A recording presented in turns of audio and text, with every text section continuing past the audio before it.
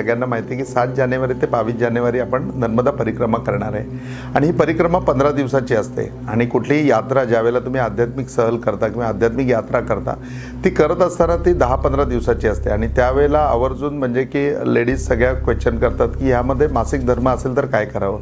तर मी अगदी खूप अधिकारवाणीने तुम्हाला सांगतो की अगदी सिंपल विचार करा की नर्मदा परिक्रमेला तुम्ही जाताय तर ते जात असताना तुम्ही तुमच्या आईला भेटायला जाताय। आता तुमच्या ज्यावेळेला आईला भेटायला तुम्ही जाता त्याच्या वेळेला खरोखरी कधी तुमच्या मनामध्ये हा विचार येतो का हो की आपला मासिक धर्म असेल जरी किंवा आपल्याला मासिक धर्म येणार असेल तर कसं काय होईल।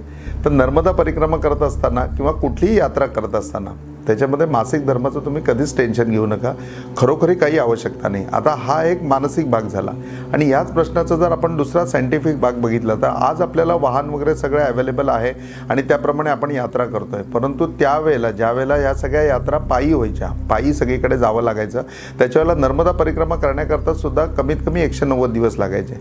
आता 190 दिवसाचा जर कालावधी तुम्ही धरला तर 190 दिवसामध्ये कुठलीही जी स्त्री वयो याच्यात आहे तिचं 100% मासिक धर्म येणारच ना। मग त्यावेळेला त्यांनी प्रत्येकाने यात्रा केलेल्या आहेत।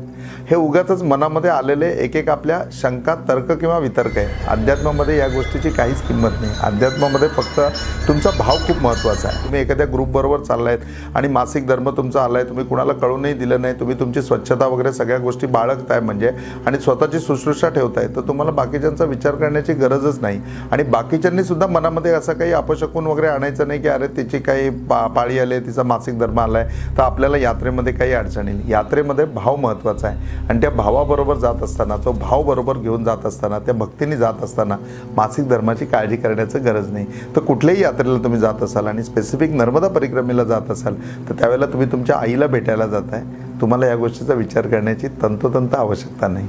ओम साईराम।